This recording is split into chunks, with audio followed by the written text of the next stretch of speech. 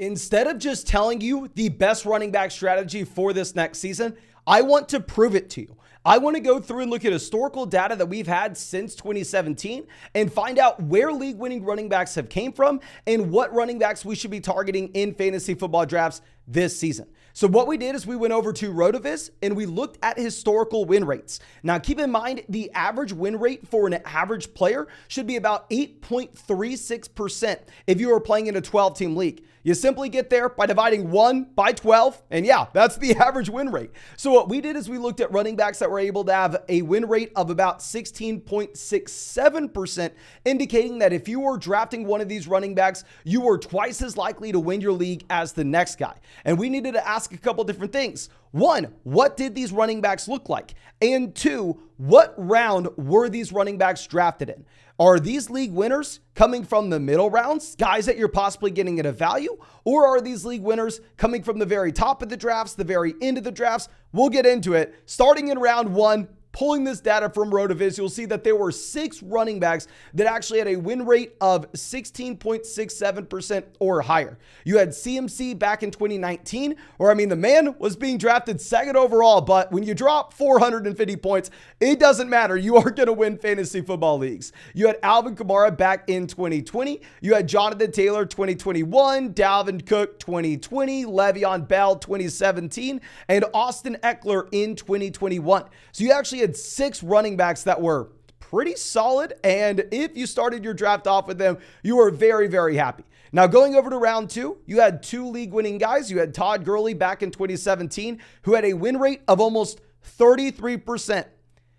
That's wild to think about. That means if you took Todd Gurley, it didn't matter who else you drafted, you had about a 33% chance of winning your fantasy football league. You also had Christian McCaffrey in 2018. Funny that CMC's here multiple times. You had Aaron Jones in round 3 back in 2019. But then in round 4, you have nobody. You have nobody that crosses that threshold. Round 5, you only have one guy. That was Josh Jacobs this past season.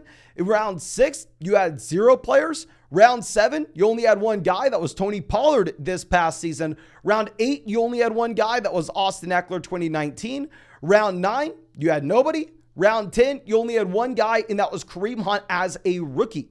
So what this data tells us is that running backs come from the very top of your fantasy football drafts. Now, of course, if you're watching our live streams every single night where we're drafting on Underdog, maybe we're not necessarily following this data one for one, right? We're not going to be talking about Underdog drafts here. That's going to be a separate thing than your regular redraft leagues, where in those Underdog drafts, you're able to find running back values later on. Hell, in those Underdog drafts, I'm drafting Dameon Pierce in the 7th round right now. I'm getting Javonte Williams past pick 100 in some of these contests. They're kind of throw this data out the window because everybody on Underdog already understands that you need to be making that adjustment in the first place. But of course, if y'all want to draft with us on the live stream, we are doing that every single night on Underdog Fantasy. It's best ball, so no time commitment at all during this season. That's how I drafted 700 teams and how I won $150,000 last year. This is also the same place where you're going to see all the player props in this video. Currently, my favorite player props are going to be Jamar Chase plus 25 receiving yards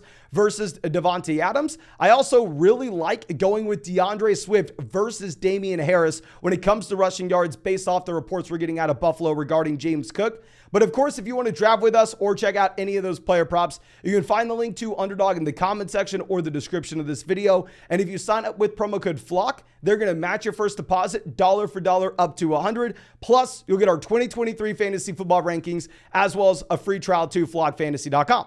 But instead of looking at those drafts here for this video in particular, let's go over to your regular redraft leagues. Let's get an idea of where these running backs are getting drafted and how we should implement this data in 2023. Now, if you're looking at ESPN drafts right now, you currently have a handful of running backs that are still going round 1. You have Austin Eckler, who has an ADP of 2. You have Christian McCaffrey with an ADP of 3. You have Bijan Robinson with an ADP of 8. You have Saquon Barkley with an ADP of 9. And you have Derrick Henry with an ADP of 10.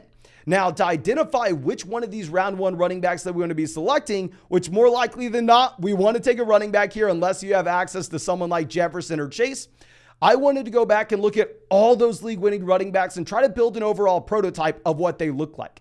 And what we found is the season prior to when they turned into true league winners, they all had a few things in common. One, they were all 26 years old or younger. You really don't have any 27, 28, 29-year-old running backs going out there and being true league winners. The second thing being is they generally had a target share over 10% on a per game basis in their offense the season prior. That means on a per game basis, they were averaging at least 10% of their quarterbacks' passing attempts in the form of targets, aka they're used as receivers. The other box that you want to have checked is you want to see at least a 50% market share rushing number, and that's going to be including the quarterback carries. So if we go through and we place that filter on round one running backs that we want to be drafting, it kind of knocks off a few guys, right? I mean, with Austin Eckler, he has the market share numbers, but Eckler has been good in years past, but at this point, the age is a little bit of a concern where we haven't seen a running back this old be a true league winner. CMC, I want to say the same thing. Christian McCaffrey showed up multiple times on this list as someone that prints money in fantasy football for you, but maybe this year he's going to be a little bit too old. We haven't seen a running back at this age turn into that true league winner. Now, Bijan Robinson is someone that I want to put an asterisk on. Obviously, we can't get the market share numbers from last season because he wasn't in the NFL last season. But to be fair with Bijan Robinson, this is a running back that I'm highly confident is going to get the market share numbers you require both as a rusher, as a receiver. We just haven't seen it before. Saquon Barkley is one of my most drafted running backs right now. I was getting Saquon Barkley at the end of round 2 in underdog drafts, and he checks every box you want to see. He is the age we want. He has the market share numbers as a receiver that we want. He has the market share numbers as a rusher that we want. I think Saquon Barkley at the end of round 1 this year with an ADP of 11.8 can truly be a league winner based off this historical data. Derrick Henry looks a little bit too old. So I'd say the main targets that you're going to have here is if you are later on in round 1 of your draft, I'm fine targeting Bijan Robinson. I'm fine targeting Saquon Barkley, where they have an ADP of 10.1 and 11.8. At the 1-2 turn, if you can start Bijan Barkley, I love it. Now, at the very top of the draft, I still probably go Jefferson. I still probably go Chase. I still probably go Kelsey, just based off the fact that the running backs that are sitting there at the top of ADP don't check the historical thresholds that we are looking for, at least over the past 6 seasons. Now, going over to round 2, we've seen historically league-winning running backs can come from round 2, but the same thing needs to be checked. You need running backs that have those market share numbers and are the age that we are looking at. Those round 2 running backs include Jonathan Taylor, who is young enough and had the market share numbers this past season. Right now, he has an ADP of 17.7. Clearly, this is a asterisk ranking in that you really have no idea what the situation is going to be this next year. But if Jonathan Taylor finds himself in a fine situation, I'm completely fine drafting him in round 2 and would love to have him as our anchor running back. Our other guy is going to be Josh Jacobs, who checks those same boxes, who's at this same price point. Now, obviously, Jacobs has his own asterisks, right? Does he actually play this year or does he hold out? Now, outside of that, there aren't too many other running backs we can look at in this round. The other guy that you have is Tony Pollard, and Tony Pollard does check those boxes. Pollard checks the boxes to be a true league winner in fantasy football this next season, which is why, like I told you, I'm a little bit worried that I haven't drafted a lot of Tony Pollard this year. I mean, hell, he's going before Derrick Henry in underdog drafts. I've been taking Derrick Henry at a cheaper price instead. But nonetheless, with Pollard, if you do not have another running back going over the Dallas Cowboys, I mean, hell, on paper, he looks like he's a running back that could be a top 5 option in fantasy, ADP at 22. Now, going down to round 3, it looks like you can find league winners. I mean, you had Aaron Jones back in 2019, but this is about the point where you possibly want to pivot over from stop taking running backs instead to go with a wide receiver. So I think it's more so going to be dependent on the price point, dependent on who you have available to you. Now, if we're going to be looking at these drafts, if you can say get Devonta Smith at the end of the third, I probably just want to make the safer selection, especially if you went running back, say with Bijan Robinson, Saquon Barkley through the first 2 rounds. And if you can go Devonta Smith in round 3, I think that makes a lot of sense. Now, if you were to target a running back in this round, I think the guys that stand out based off checking the boxes we are looking for is actually going to be a Ramondre Stevenson, who has an ADP of 37.7. So Ramondre Stevenson at the 3-4 turn currently. But keep in mind, this is also another running back that you possibly have to be concerned about another running back entering this backfield. Now, going over to round 4, historically speaking, you have not wanted to take running backs here. You've had 0 league winners from round 4 since the year 2017. Now, if we're going to be looking at the running backs going in this range, Dameon Pierce, hell no. Do not draft Dameon Pierce in round 4. If you can get him round 7 in an underdog draft, I'm all about it, right? Jahmyr Gibbs goes here as well. I mean, really, you don't have too many running backs getting drafted. Rachaad White's at the very end of this round. But based off this historical data, based off the player pool that it looks like you have here, I would much prefer just going ahead and taking Chris Olave round 4. If you can start off your draft, Bijan Robinson, Saquon Barkley, Devonta Smith, Chris Olave, I think that makes so much sense. You also have an Amari Cooper at the very end of this round. Possibly if you want to go with an elite quarterback, if someone like Lamar Jackson falls, I think you can go in that direction. Now, round 5, we had one guy, and it was Josh Jacobs, my most drafted running back last year. And I know everybody has spent the entire offseason trying to find the next Josh Jacobs. And trust me, I wish I could. Trust me, I wish I could come out here and tell you who he is.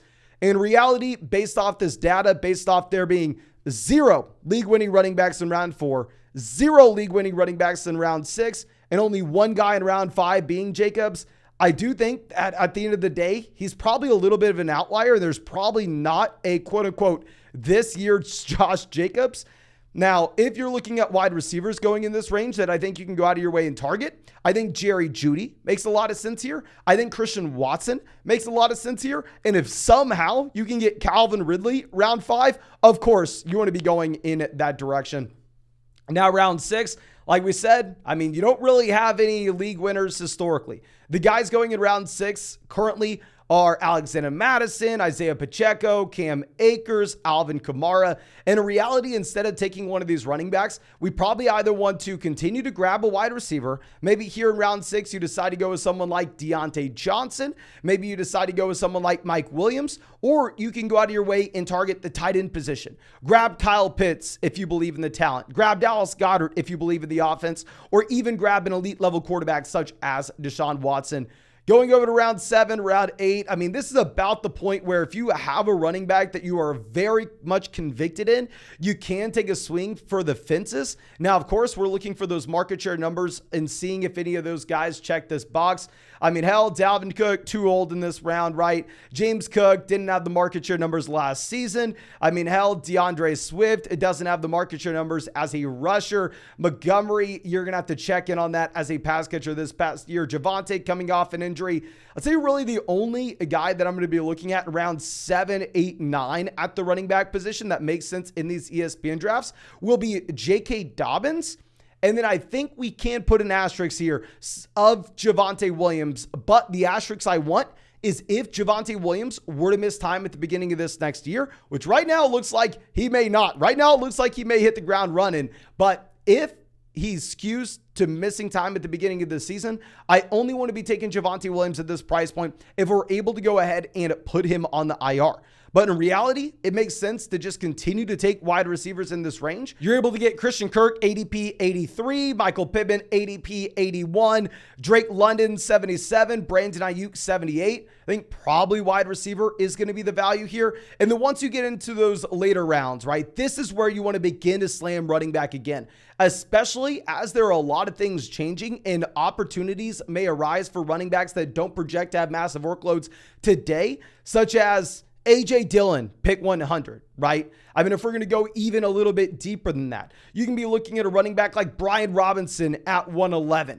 You can be looking at Antonio Gibson, 117. Jarrett McKinnon, 122. Once you're in these super deep rounds, this is where we want to be pivoting back to running back. So based off this historical data, in your regular redraft formats, what you should be doing this next season is you should be going running back out the gate, such as Bijan Robinson round 1, Saquon Barkley at the very top of round 2.